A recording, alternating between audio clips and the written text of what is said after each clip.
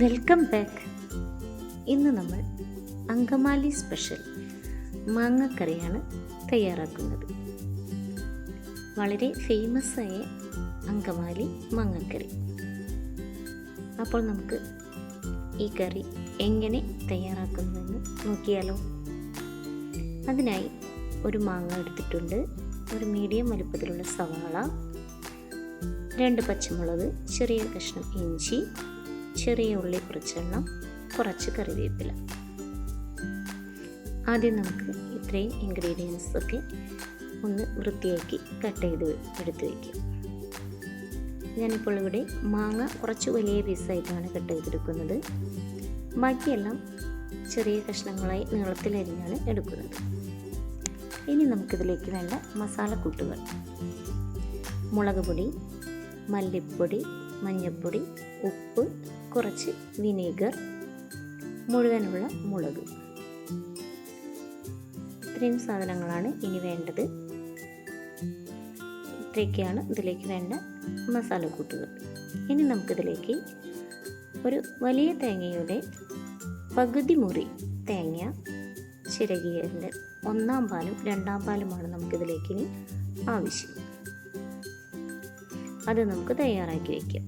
ഇനി ഒരു ബൗളെടുത്ത് നമ്മൾ കട്ട് ചെയ്ത് വെച്ചിരിക്കുന്ന മാങ്ങ അതിലേക്ക് ഇട്ട് കൊടുക്കാം.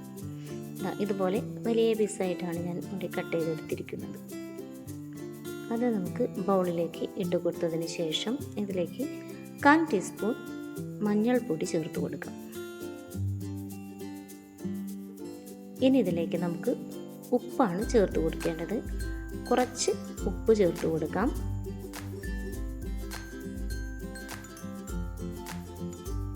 അതിനുശേഷം ഇതിലേക്ക് കുറച്ച് വിനീഗർ ചേർത്ത് കൊടുക്കാം.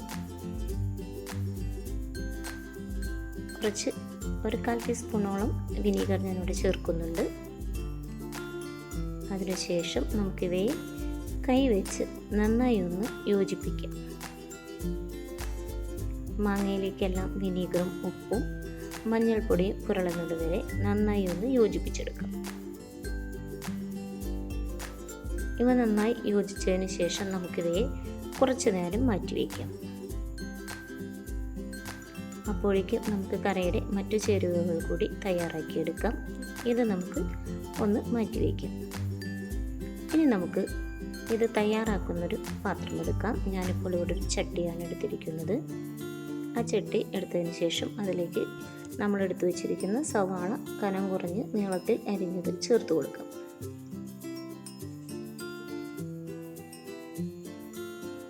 അതിനുശേഷം നമ്മൾ അരിഞ്ഞു വെച്ചിരിക്കുന്ന ഇഞ്ചിയും ചേർത്ത് കൊടുക്കാം.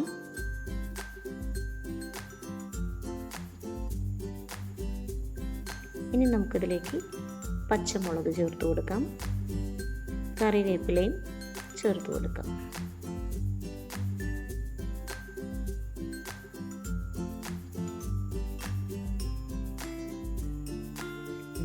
പച്ചമുളകും കൂടി ചേർത്ത് കൊടുക്കാം നമുക്ക്. ഇനി നമുക്കിതിലേക്ക് നമ്മൾ തയ്യാറാക്കി വെച്ചിരിക്കുന്ന മസാലപ്പൊടികളാണ് ചേർത്ത് കൊടുക്കേണ്ടത്. കാശ്മീരി മുളക് പൊടിയാണ് ഞാനിവിടെ എടുത്തിരിക്കുന്നത്. 1/4 ടീസ്പൂണോളം കാശ്മീരി മുളക് പൊടി ചേർത്ത് കൊടുക്കുന്നുണ്ട്. ഇനി ഒരല്പം മല്ലിപ്പൊടി, 1/4 ടീസ്പൂണോളം മല്ലിപ്പൊടി ചേർത്ത് കൊടുക്കാം. 1/4 ടീസ്പൂണോളം മഞ്ഞൾപ്പൊടിയും ചേർത്ത് കൊടുക്കാം. ആവശ്യത്തിനുള്ള ഉപ്പും ചേർത്ത് കൊടുക്കാം. ഇനി ഇവയെല്ലാം നന്നായി ചേർത്ത് കൊടുത്തതിന് ശേഷം നമുക്കിതിലേക്ക് ഒരല്പം വെളിച്ചെണ്ണ ഒഴിച്ചു കൊടുക്കാം. ഈ കറിക്ക് വെളിച്ചെണ്ണയാണ് ഏറ്റവും ടേസ്റ്റ്. കുറച്ച് വെളിച്ചെണ്ണ ചേർത്ത് കൊടുക്കാം. എന്നിട്ട് ഇവയെല്ലാം നന്നായി ഒന്ന് യോജിപ്പിക്കാം. നമുക്ക് കൈവച്ച് ഇവ നന്നായി ഒന്ന് യോജിപ്പിച്ചെടുക്കാം.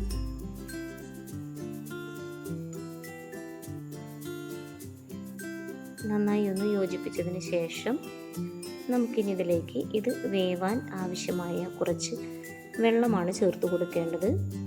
ഒരല്പം വെള്ളം ചേർത്ത് നമുക്ക് ഇവയൊന്ന് അടച്ചു വെച്ച് വേവിച്ചെടുക്കണം. അപ്പോൾ സബോളയും മല്ലിപ്പൊടി, മഞ്ഞൾപ്പൊടി നമ്മൾ ചേർത്ത എല്ലാ മസാലകളും നന്നായി ഒന്ന് വെന്ത് വരും. അവയുടെ മസാലക്കുത്തെല്ലാം ഒന്ന് ഒതുങ്ങി കിട്ടുകയും ചെയ്യും. അപ്പോൾ നമുക്ക് വേവിക്കാനായി വെള്ളം ചേർത്ത് കൊടുക്കാം.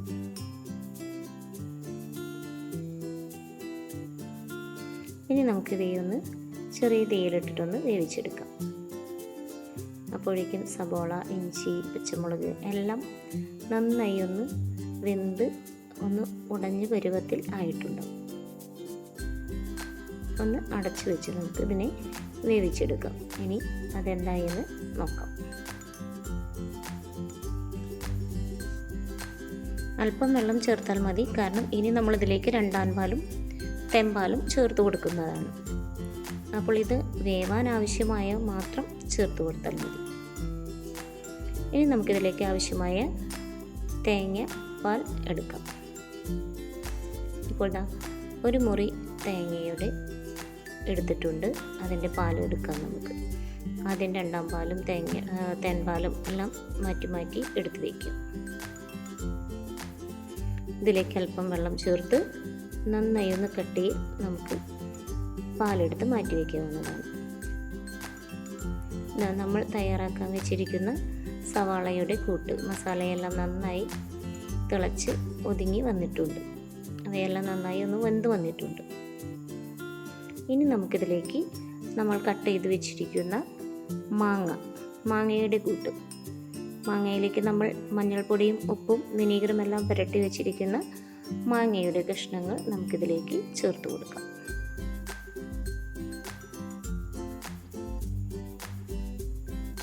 ഇനി ഇവയൊന്ന് സാവധാനം ഇളക്കി കൊടുത്ത് ആ മസാലയുടെ കൂടെ എല്ലാം ഒന്ന് യോജിക്കുന്നത് വരെ ഇളക്കി കൊടുത്ത് നമുക്ക് മാങ്ങ വേവിക്കാനായി വയ്ക്കാം.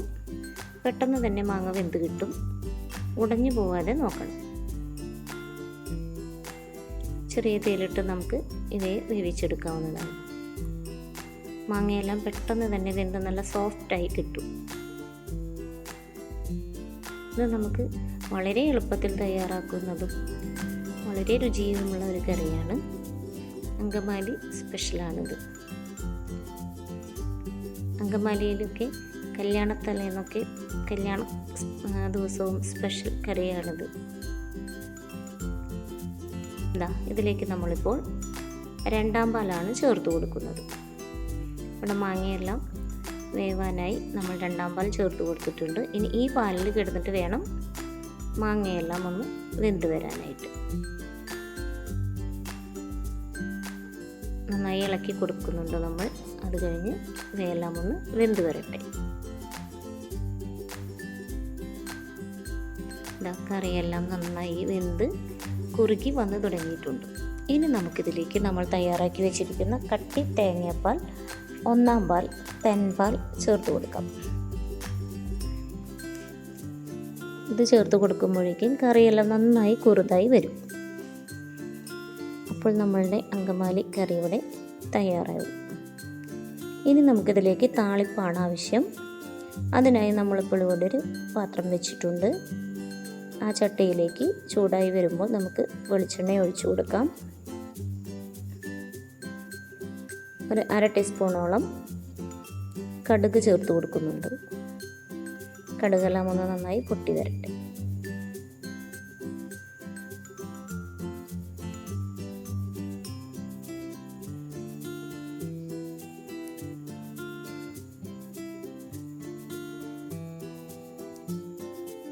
കടുകെല്ലാം പൊട്ടി വന്നതിന് ശേഷം നമുക്കിനി ഇതിലേക്ക് വറ്റൽ മുളകും വേപ്പിലയും എല്ലാം ചേർത്ത് കൊടുക്കാം.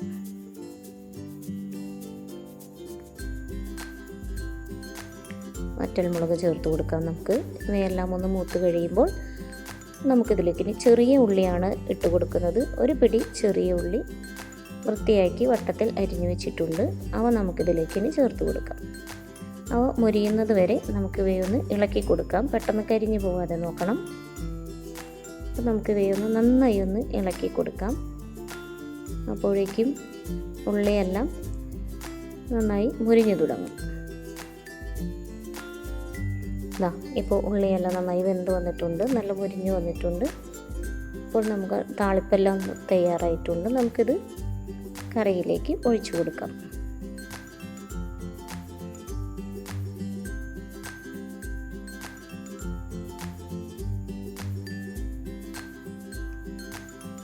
നമ്മുടെ തയ്യാറായിരിക്കുന്ന കറിയുടെ മുകളിലേക്ക് നമുക്ക് ഈ താളിപ്പെല്ലാം ഒഴിച്ചു കൊടുക്കാം. അതിനുശേഷം കറി ഒന്ന് അടച്ചു വയ്ക്കാം. എന്നിട്ട് നമുക്ക് എടുക്കുന്ന സമയത്ത് ഒന്ന് ഇളക്കിയിട്ട് എടുക്കാം.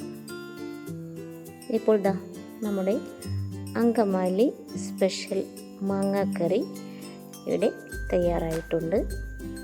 ഇത് ചെയ്ത് നോക്കാത്തവരുണ്ടെങ്കിൽ ഒന്ന് ചെയ്ത് നോക്കുക, എല്ലാവർക്കും ഇഷ്ടപ്പെടും. അപ്പോൾ എല്ലാവരും ലൈക്ക് ചെയ്യുക, സബ്സ്ക്രൈബ് ചെയ്യുക, കമൻറ്റ്സ് പറയുക, ഷെയർ ചെയ്യുക. Thank you.